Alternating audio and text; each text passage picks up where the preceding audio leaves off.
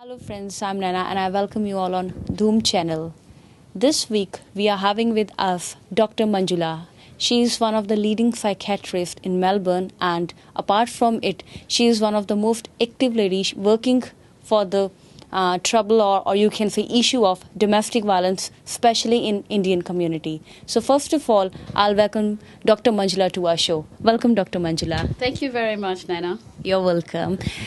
Today, our main aim to be with you is to show, discuss, and put up the issue of domestic violence within Indian community. My very first question will be, what is exactly domestic violence? Because most of the people, they generally, you can say, unable to differentiate between a normal fight or a normal thing and domestic violence. So first of all, can you let our viewers know more about domestic violence? Yes. So that's a very good question because, in every marriage, there is arguments. That's right. Right? And there is in every marriage disagreement about how you're going to bring up children, which school to send them to, how much money you want to save, how much money you want to spend. Yeah. And that is not domestic violence Mm-hmm. because in that the two partners are equal. Yeah. And they are discussing the issue and they are putting forward argument, counter argument, argument, counter argument. Yeah. And good sense in the end prevails and a good decision gets made for the family, right? So that is equality. Domestic violence is abuse of control and power. So there are four definitions, four different types of domestic violence. The physical violence everyone knows about. That's right. yeah. Where there is hitting, slapping, kicking, punching, pulling hair, and rape within marriage. That is domestic violence, physical violence. The second one is emotional abuse. And in emotional abuse, that is where it is different from a normal argument. Yeah. In an emotional abuse, the one partner constantly has the upper hand and puts down in 86% of cases, it's women, puts down the woman in a most humiliating, derogatory, always making her look like the fool, always making her look like she is worthless, always making her feel like she is the person who has to be the one who's like a doormat on which everyone can walk, and she's supposed to stay quiet. He can yell, he can abuse, he can do anything he likes, but she must stay quiet. She must stay demure. She must stay silent.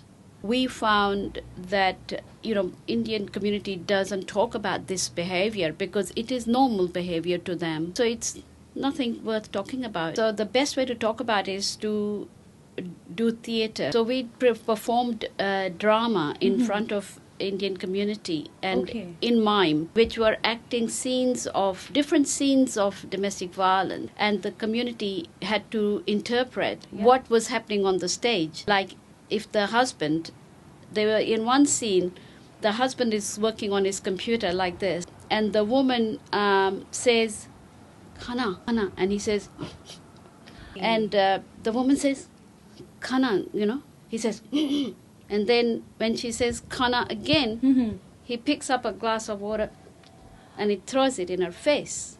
Now, then we freeze the scene and we ask the audience, what did you see here? So the audience made lots of interpretations of what is happening here. Why does the husband not speak to the wife and say, thank you, I will be there in 10 minutes? Why did he just say 1 minute? And the khana is getting cold. Yeah.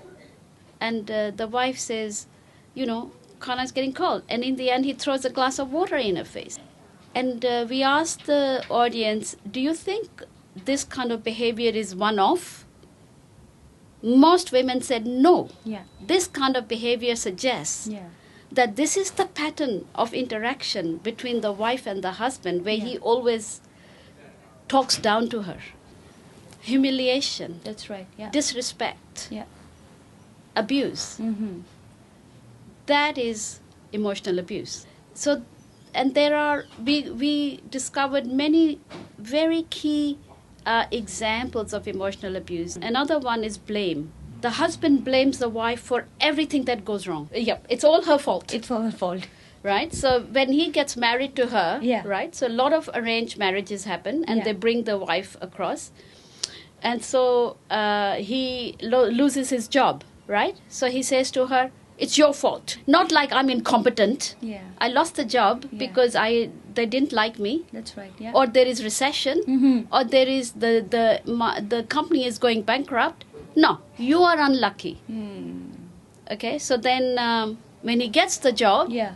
oh, then because I've got the MBA. And so this blame game. Yeah. And it's not one-off. Like, this is the pattern in the Indian house. The woman is the new, it's usually the young brides, Yeah. okay? The problem really is bad for women between age of 20 and 45. Once they get older, then when they become sasuma, then it becomes different. And I was told by one of our leading professors in Melbourne, Professor Ajay Kapoor, that Yeah. Patni is a Tamil word which means the leader. That is also, has to, people have to be, mindful that a woman is going to be loyal to her husband, and by law, even in India and in Australia, it is her right to have name on the family property. You're especially working on Indian community and domestic violence in them, irrespective to other culture and traditions here. Why particularly domestic violence is so prominent in Indian community? So this is something that, our culture, Indian culture, is at least 5,000 years old, maybe 7 or 8,000 years old.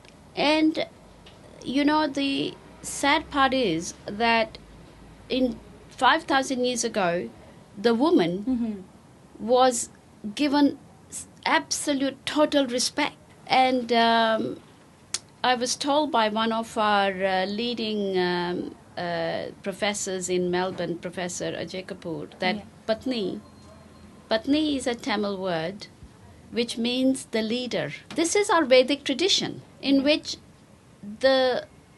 it was recognized by our ancient forefathers that the woman is the key to the home. Okay? If the woman is happy, the home is happy. Yeah. Right?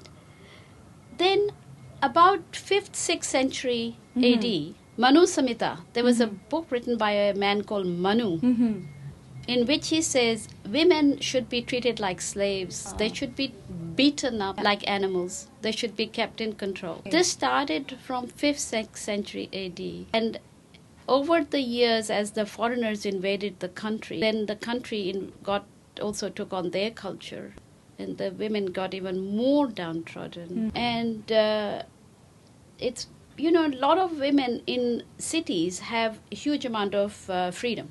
We have huge amount of freedom. Our parents brought us up to think, we can reach for the sky, okay? But then that portion of women is very small. And if you know anything about the concept of missing women, the missing women is where a lot of women get murdered in India because they are women, for no other reason, because they are women. The women should be equal numbers to men or slightly more. Okay, this is a natural evolution. And but in India, the number of women to men is about 913 women to 1,000 men, and in some places 760 women to 1,000 men. That means for every 300 women per 1,000 have been killed, either as babies, as unborn babies, as little girls, as young women, dowry deaths, and when the woman becomes pregnant with a girl baby, they ask her to kill the girl baby. There is no respect. This is how I don't know what word to use for it. This is how it is. If the woman becomes pregnant with a female, she is harassed, humiliated, That's right, disrespected. Back in India, this is, I don't know how much, if that happens in Australia, but definitely in India, until she goes and gets an abortion. Right? And when she gets a boy baby, then uski puja karte hain. And then, what do you think she is going to do to this child, boy child, when he is born, as compared to if a girl child is born? What do you think will be her attitude? Of course, with a girl child, she will be depressed every time, and she will pass on all her stress, depression, and all, you can say, mental issues to the girl. Yeah. And with the boy, he's the son, he's the god, he's the uska puja karna. So that means it's a kind of hereditary mental stress. It's been passing on and on and on. Which has been going on for generations. So, this is an ongoing issue in India, and it is still as well. Female feticide is very, you can say, religiously followed there, irrespective of all the negative factors and a lot of awareness and everything. What about the domestic violence issues and their status in Melbourne in regard to Indian families? So, so the example that I gave you of the husband blaming the wife, that you are unlucky. तो इसीलिए मेरा job खत्म हो गया. Yeah. And the other young lady told me she was wearing a sari without sleeves blouse, and her mother-in-law says to her, "You're naked. You are bringing shame to the family." There is a schizophrenic. The girl has to become schizophrenic. Yeah. On the one side, she is this brilliant physicist, dentist, you name it, and a researcher or scientist. But when she comes home, she's got to go back to 2,000 years old. Not 2,000, say from 5th century AD. Thank you, Manu. He gave us this culture. And so this has to be reversed.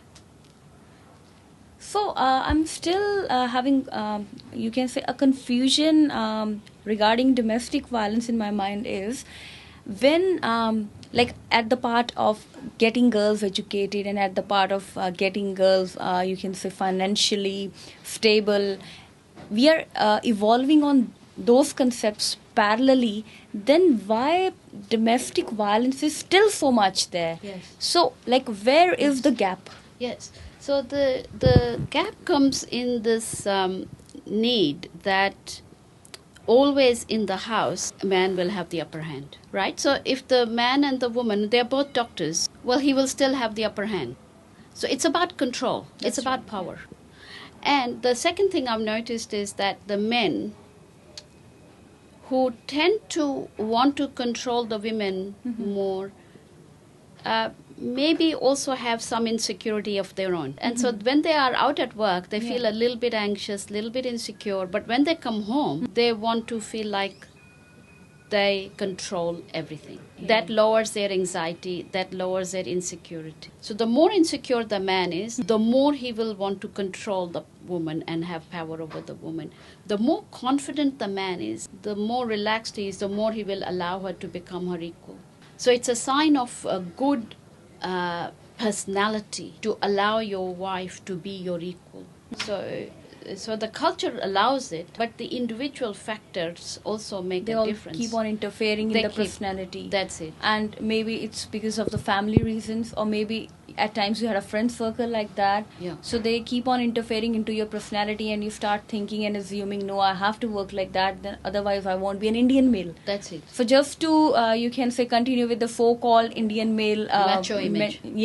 So they keep on following it. Yes. But somewhere, in the bottom of their heart, they are themselves very well aware of this fact that if they try to do something like that, it can break up their relationship and bring stress to their families. That's it. Because you see, this is one of the things, because divorce rate in India is 2%. In Australia is 50%. But that gives the men in Indian marriage a dead certainty. The wife is not going to leave me. I can do whatever I like. That is also, has to...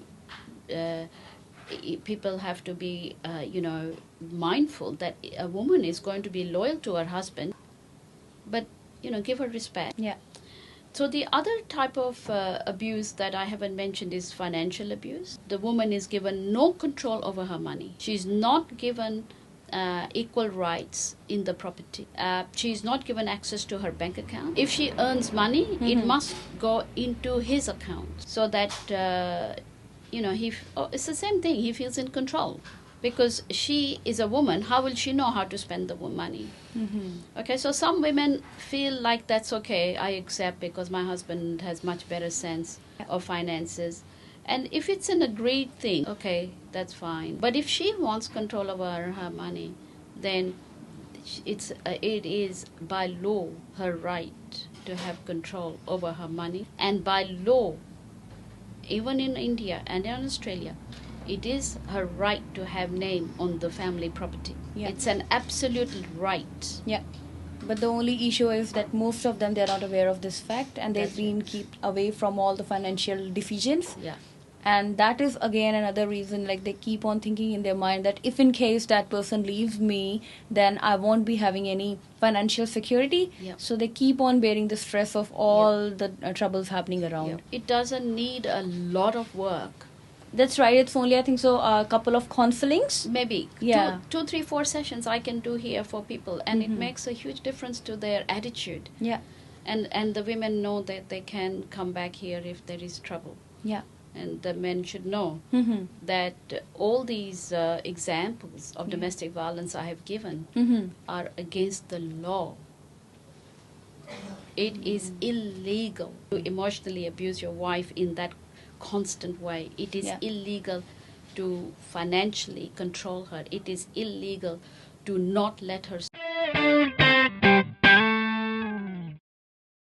Like, of course, in Australia and in Melbourne, there are all these issues. They've been trying to, you can say, put up by the government and all the organizations working in this regard. So what do you think, like the Indian families and the Indian couples, they're facing troubles here, are they taking benefit of it? Does the woman in Melbourne who are the victim of domestic violence, are they taking benefit of all the efforts being done by? No, they are not. They do not come forward for help. There are lots of places they could go for help. Yeah. So, they can ring me. We work with Relationships Australia. Okay. There is a Victorian line, and there is a free call line for Relationships Victoria. Okay. And they can ring if they have a physical abuse or even mental abuse and sexual abuse, financial abuse. They can ring the police 000. And the police will get their statement, and they will not charge the husband, but they will show the woman how to get help to get for herself. Because a lot of this is for the woman to find her own sense of confidence. And it does not mean separation. It does not mean divorce. It simply means that she becomes more aware of her own rights. Then she can say things to her husband, and then they can have couples counseling. They can have marital counseling. It doesn't need a lot of work. That's right. It's only, I think so, a couple of counselings. Maybe. Yeah. 2, 3, 4 sessions I can do here for people. And it makes a huge difference to their attitude. Yeah. And the women know that they can come back here if there is trouble. Yeah. And the men should know that all these examples of domestic violence I have given are against the law. It is illegal to emotionally abuse your wife in that constant way. It is illegal to financially control her. It is illegal to not let her speak to her family and to her friends. It is illegal to beat her. It is illegal to not let her have control over her home. This is an illegal act. Yeah, it's really good. And it's always more better to ask about these informations, because yes, whoever they are watching this program, they can come to know that they are not the only one facing this trouble. And anytime they can contact you or AISV for further help. Can you just let the viewers know about like your office and your availability, so that if they are in need, they can contact you? Yes, so my office, anyone can ring at 9654 5600. Yeah. and send me an email anytime, which is Manjula O, which is MANJULAO at unimelb, unimelb.edu.au. Relationships Australia, Victoria, you can ring them anytime, and they have a free line.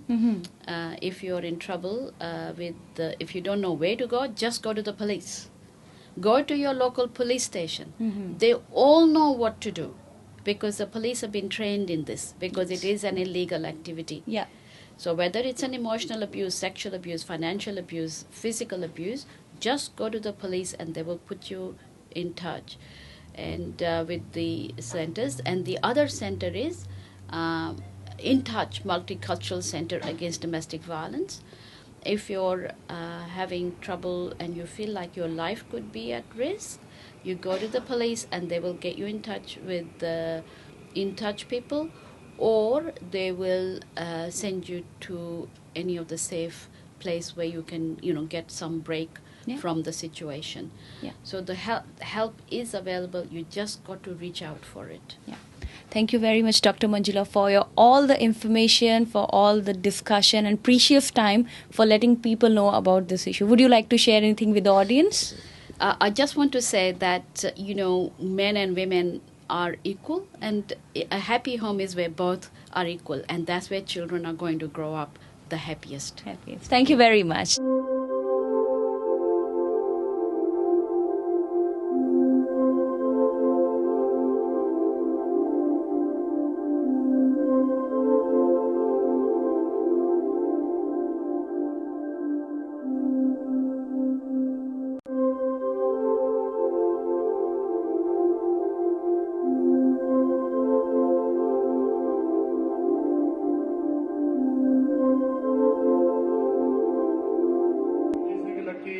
Singh Dhaliwal ਤੇ ਮਹਿੰਦਰ ਸਿੰਘ ਜੱਸੇ ਸਿਕੰਦਰਪੁਰੀਆ ਦਾ ਭਰਾ ਸਿਕੰਦਰਪੁਰੀਆ ਮਹਿੰਦਰ ਸਿੰਘ ਇੱਕ ਮੁਕਾਮ ਤੱਕ ਪਹੁੰਚਣ ਵਾਸਤੇ ਜਦੋਂ ਖਾਸ ਤੌਰ ਤੇ ਇਸ ਮੁਕਾਮ ਤੇ ਪਹੁੰਚੇ ਜਿੱਥੇ ਕਿ ਦੇਖ ਕੇ ਐਂ ਲੱਗਦਾ ਹੈ ਕਿ ਬਹੁਤ ਹੀ ਖੂਬਸੂਰਤ ਮੁਕਾਮ ਬਣ ਗਿਆ ਇੱਕ ਚੀਜ਼ ਦਾ ਜੋ ਇਹੋ ਜਿਹੇ ਇਵੈਂਟ ਕਰਦੇ ਹਾਂ ਤੇ ਫਿਊਚਰ ਵਿੱਚ ਵੀ ਜਿਹੜਾ ਫੋਕਸ ਹੋਊਗਾ ਉਹੀ ਹੋਊਗਾ ਕਿ ਆਪਣੀ ਕਮਿਊਨਿਟੀ ਨੂੰ ਵੱਧ ਤੋਂ ਵੱਧ ਜੋੜਿਆ ਜਾਵੇ ਅਤੇ ਇਕੱਠੇ ਰੱਖਿਆ ਜਾਵੇ।